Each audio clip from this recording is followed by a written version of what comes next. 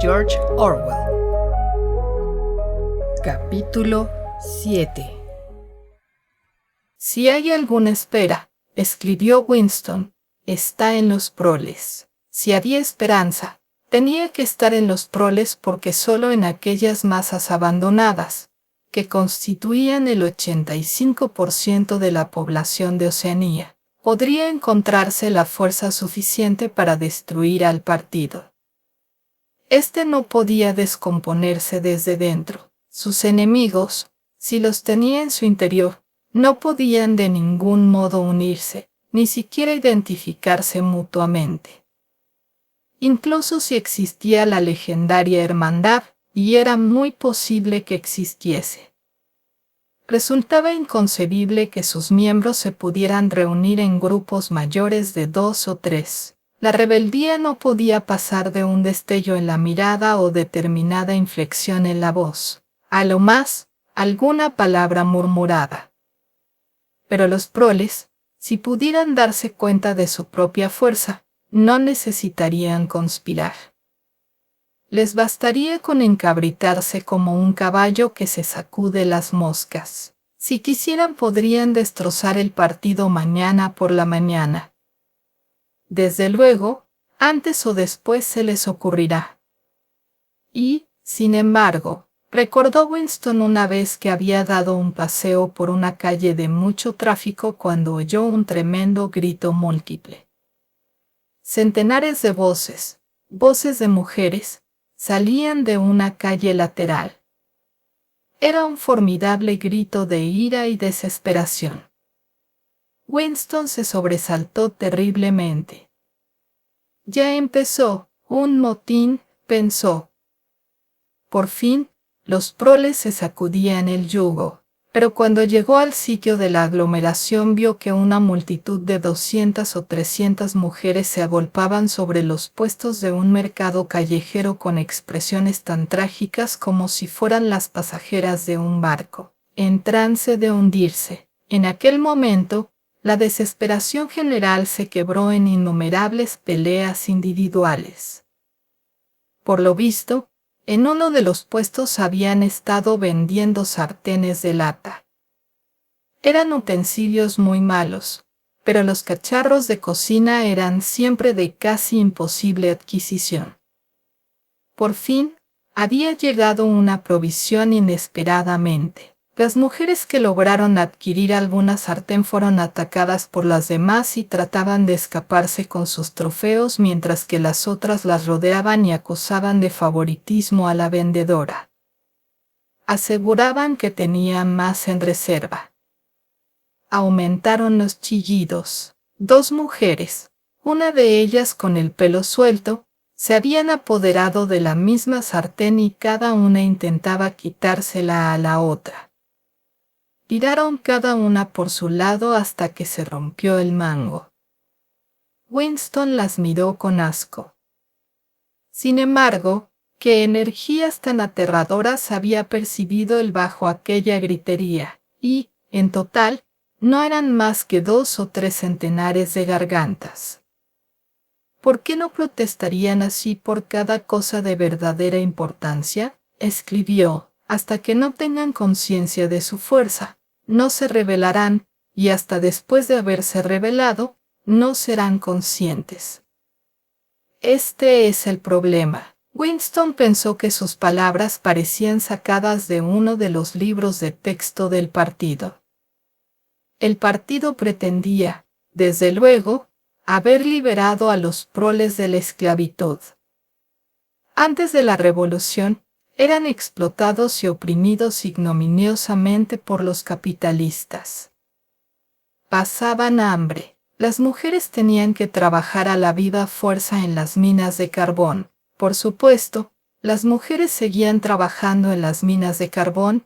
Los niños eran vendidos a las fábricas a la edad de 6 años. Pero, simultáneamente, fiel a los principios del doble pensar, el partido enseñaba que los proles eran inferiores por naturaleza y debían ser mantenidos bien sujetos, como animales, mediante la aplicación de unas cuantas reglas muy sencillas. En realidad, se sabía muy poco de los proles. Y no era necesario saber mucho de ellos. Mientras continuaran trabajando y teniendo hijos, sus demás actividades carecían de importancia. Dejándoles en libertad como ganado suelto en la pampa de la Argentina, tenían un estilo de vida que parecía serles natural. Se regían por normas ancestrales. Nacían, crecían en el arroyo, empezaban a trabajar a los 12 años, pasaban por un breve periodo de belleza y deseo sexual, se casaban a los 20 años, empezaban a envejecer a los 30 y se morían casi todos ellos hacia los 60 años. El duro trabajo físico, el cuidado del hogar y de los hijos, las mezquinas peleas entre vecinos, el cine, el fútbol, la cerveza y sobre todo, el juego, llenaban su horizonte mental. No era difícil mantenerlos a raya. Unos cuantos agentes de la policía del pensamiento circulaban entre ellos, esparciendo rumores falsos y eliminando a los pocos considerados capaces de convertirse en peligrosos. Pero no se intentaba adoctrinarlos con la ideología del partido. No era deseable que los proles tuvieran sentimientos políticos intensos. Todo lo que se les pedía era un patriotismo primitivo al que se recurría en caso de necesidad para que trabajaran horas extraordinarias o aceptaran raciones más pequeñas. E incluso cuando cundía entre ellos el descontento, como ocurría a veces, era un descontento que no servía para nada porque, por carecer de ideas generales, concentraban su instinto de rebeldía en quejas sobre minucias de la vida corriente. Los grandes males ni los olían. La mayoría de los proles ni siquiera era vigilada con telepantallas. La policía los molestaba muy poco. En Londres había mucha criminalidad, un mundo revuelto de ladrones, bandidos, prostitutas, traficantes en drogas y maleantes de toda clase, pero como sus actividades tenían lugar entre los mismos proles, daba igual que existieran o no. En todas las cuestiones de moral se les permitía a los proles que siguieran su código ancestral. No se les imponía el puritanismo sexual del partido, no se castigaba su promiscuidad y se permitía el divorcio. Incluso el culto religioso se les habría permitido si los proles hubieran manifestado la menor inclinación a él. Como decía el partido, los proles y los animales son libres. Winston se rascó con precaución sus varices. Habían empezado a picarle otra vez. Siempre volvía a preocuparle saber qué habría sido la vida anterior a la revolución. Sacó del cajón un ejemplar del libro de historia infantil que le había prestado la señora Parsons y empezó a copiar un trozo en su diario. En los antiguos tiempos, decía el libro de texto, antes de la gloriosa revolución, no era Londres la hermosa ciudad que hoy conocemos. Era un lugar tenebroso, sucio y miserable donde casi nadie tenía nada que comer y donde centenares y millares de desgraciados no tenían zapatos que ponerse ni siquiera un techo bajo el cual dormir.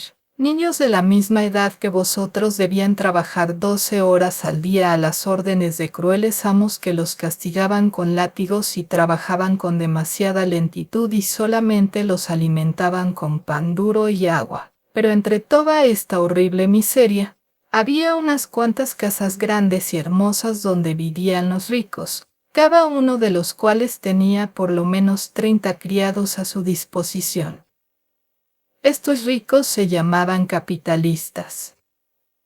Eran individuos gordos y feos con caras de malvados como el que puede apreciarse en la ilustración de la página siguiente. Podréis ver, niños, que va vestido con una chaqueta negra larga a la que llamaban frac y un sombrero muy raro y brillante que parece el tubo de una estufa, al que llamaban sombrero de copa. Este era el uniforme de los capitalistas, y nadie más podía llevarlo, Los capitalistas eran dueños de todo que había en el mundo y todos los que no eran capitalistas pasaban a ser sus esclavos. Poseían toda la tierra, todas las casas, todas las fábricas y el dinero. Todo, si alguien les desobedecía, era encarcelado inmediatamente y podían dejarlo sin trabajo y hacerlo morir de hambre.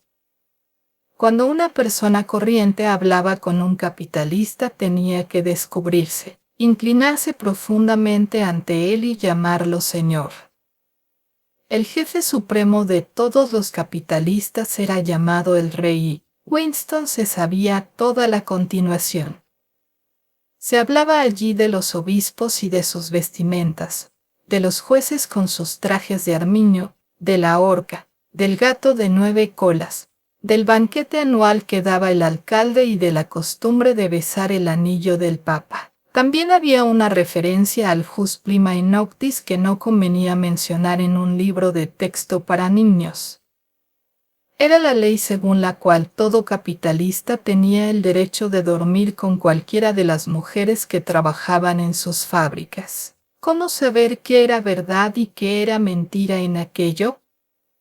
Después de todo, podía ser verdad que la humanidad estuviera mejor entonces que antes de la revolución. La única prueba en contrario era la protesta muda de la carne y los huesos, la instintiva sensación de que las condiciones de vida eran intolerables y que en otro tiempo tenían que haber sido diferentes. A Winston le sorprendía que lo más característico de la vida moderna no fuera su crueldad ni su inseguridad, sino sencillamente su vaciedad, su absoluta falta de contenido.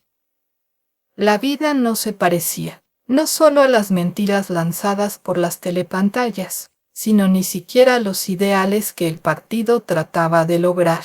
Grandes zonas vitales, incluso para un miembro del partido, nada tenían que ver con la política. Se trataba solo de pasar el tiempo en inmundas tareas, luchar para poder meterse en el metro, remendarse un calcetín como un colador, disolver con resignación una pastilla de sacarina y emplear toda la habilidad posible para conservar una colilla. El ideal del partido era inmenso, terrible y deslumbrante. Un mundo de acero y de hormigón armado, de máquinas monstruosas y espantosas armas. Una nación de guerreros y fanáticos que marchaba en bloques siempre hacia adelante en unidad perfecta, pensando todos los mismos pensamientos y repitiendo a grito unánime la misma consigna, trabajando perpetuamente, luchando, triunfantes, persiguiendo a los traidores, 300 millones de personas, todas ellas con la misma cara. La realidad era, en cambio, lúgubres ciudades donde la gente, apenas alimentada, arrastraba de un lado a otro sus pies calzados con agujereados zapatos y vivía en ruinosas casas del siglo XIX en las que predominaba el olor a verduras cocidas y retretes en malas condiciones. Winston creyó ver un Londres inmenso y en ruinas, una ciudad de 1 millón de cubos de la basura y, mezclada con esta visión, la imagen de la señora Parsons con sus arrugas y su pelo enmarañado tratando de arreglar infructuosamente una cañería atascada. Volvió a rascarse el tobillo.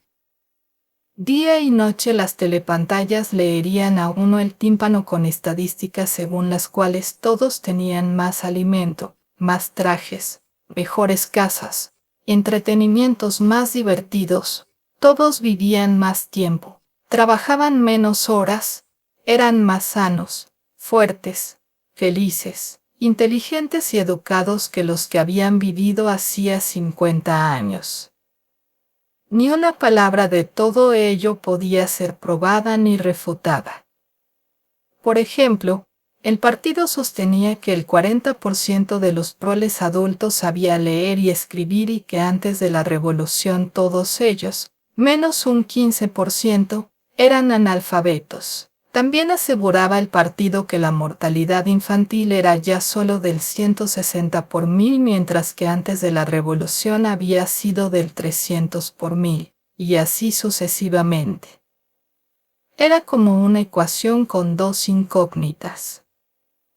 Bien podía ocurrir que todos los libros de historia fueran una pura fantasía. Winston sospechaba que nunca había existido una ley sobre el jus primae noctis ni persona alguna como el tipo de capitalista que pintaban, ni siquiera un sombrero como aquel que parecía un tubo de estufa. Todo se desvanecía en la niebla. El pasado estaba borrado. Se había olvidado el acto mismo de borrar, y la mentira se convertía en verdad. Solo una vez en su vida había tenido Winston en la mano, después del hecho, y eso es lo que importaba. Una prueba concreta y evidente de un acto de falsificación. La había tenido entre sus dedos nada menos que 30 segundos. Fue en 1973, aproximadamente, pero desde luego por la época en que Catherine y él se habían separado. La fecha a que se refería el documento era de 7 u 8 años antes. La historia empezó en el 60 y tantos, en el periodo de las grandes purgas, en el cual los primitivos jefes de la revolución fueron suprimidos de una sola vez. Hacia 1970 no quedaba ninguno de ellos, excepto el Gran Hermano. Todos los demás habían sido acusados de traidores y contrarrevolucionarios. Goldstein huyó y se escondió, nadie sabía dónde. De los demás, unos cuantos habían desaparecido mientras que la mayoría fue ejecutada después de unos procesos públicos de gran espectacularidad en los que confesaron sus crímenes. Entre los últimos supervivientes había 3 individuos llamados Jones, Aronson y Rutherford. Hacia 1965, la fecha no era segura, los 3 fueron detenidos. Como ocurría con frecuencia, desaparecieron durante 1 o más años de modo que nadie sabía si estaban vivos o muertos y luego aparecieron de pronto para acusarse ellos mismos de haber cometido terribles crímenes. Reconocieron haber estado en relación con el enemigo. Por entonces el enemigo era Eurasia, que había de volver a hacerlo, malversación de fondos públicos, asesinato de varios miembros del partido dignos de toda confianza, intrigas contra el mando del Gran Hermano que ya habían empezado mucho antes de estallar la revolución y actos de sabotaje que habían costado la vida a centenares de miles de personas. Después de confesar todo esto, los perdonaron, les devolvieron sus cargos en el partido, puestos que eran en realidad inútiles, pero que tenían nombres sonoros e importantes. Los 3 escribieron largos y abyectos artículos en el Times analizando las razones que habían tenido para desertar y prometiendo enmendarse. Poco tiempo después de ser puestos en libertad esos 3 hombres, Winston los había visto en el Café del Nogal.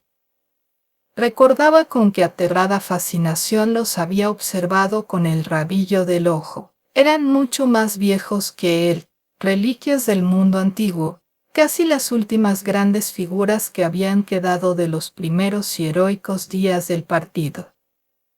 Todavía llevaban como una aureola el brillo de su participación clandestina en las primeras luchas y en la guerra civil. Winston creyó haber oído los nombres de estos 3 personajes mucho antes de saber que existía el Gran Hermano, aunque con el tiempo se le confundían en la mente las fechas y los hechos.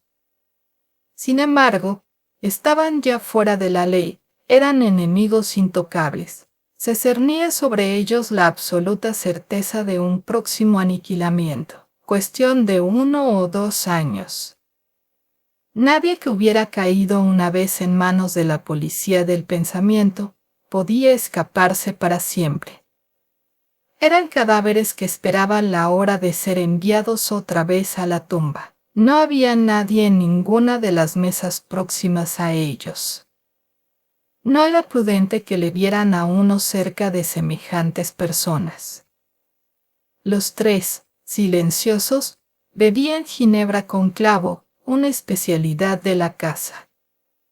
De los 3, era Rutherford el que más había impresionado a Winston. En tiempos, Rutherford fue un famoso caricaturista cuyas brutales sátiras habían ayudado a inflamar la opinión popular antes y durante la Revolución.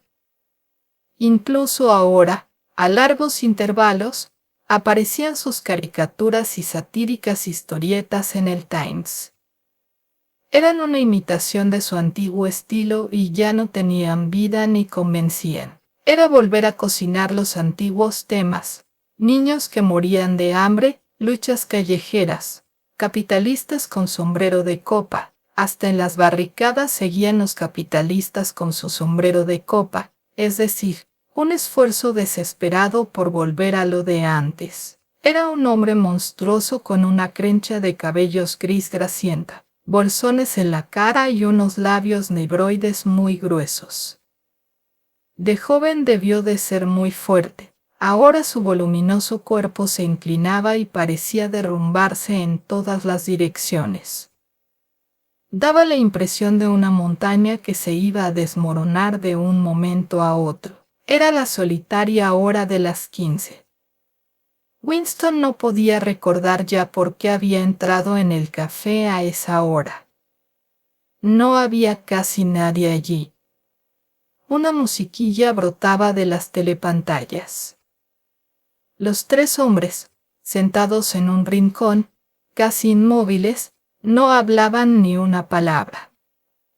El camarero, sin que le pidieran nada, volvía a llenar los vasos de ginebra. Había un tablero de ajedrez sobre la mesa, con todas las piezas colocadas, pero no habían empezado a jugar.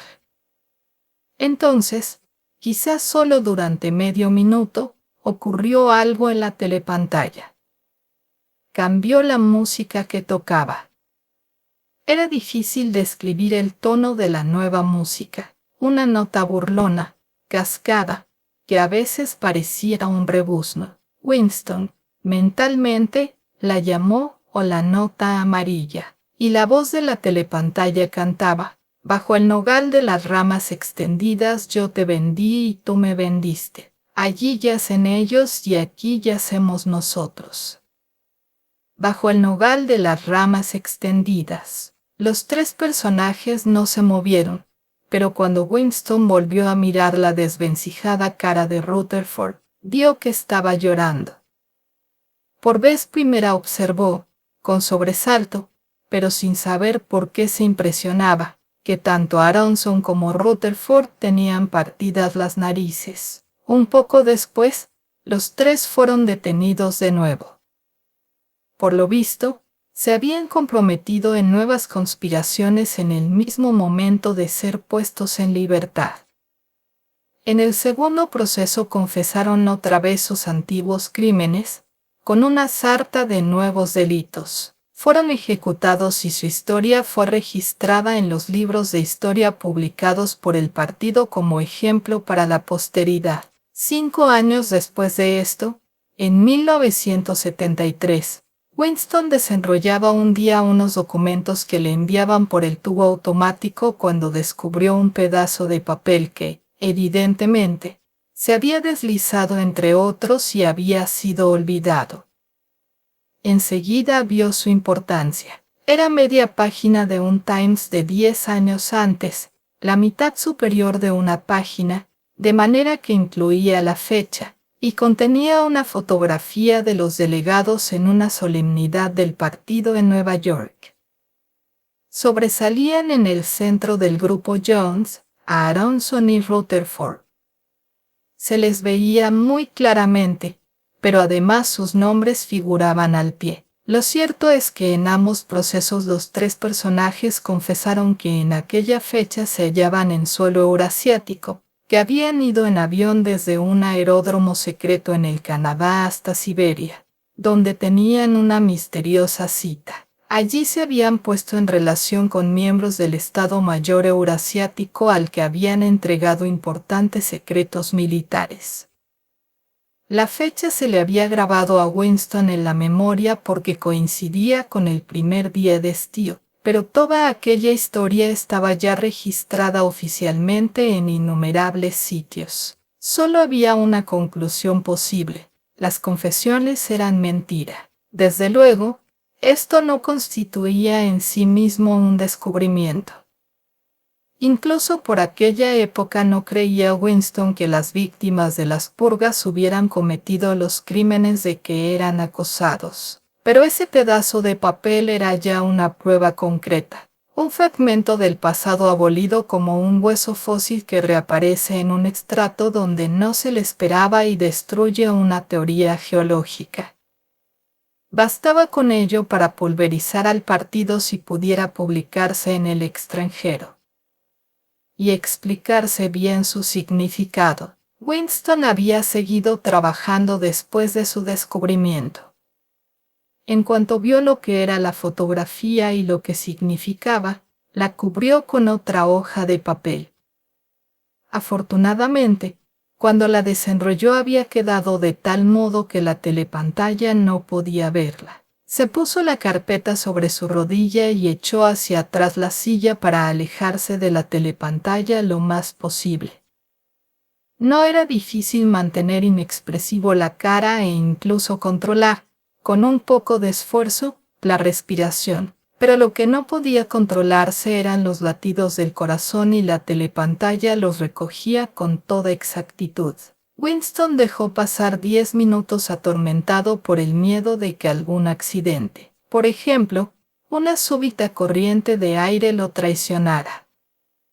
Luego, sin exponerla a la vista de la pantalla, tiró la fotografía en el agujero de la memoria, mezclándola con otros papeles inservibles.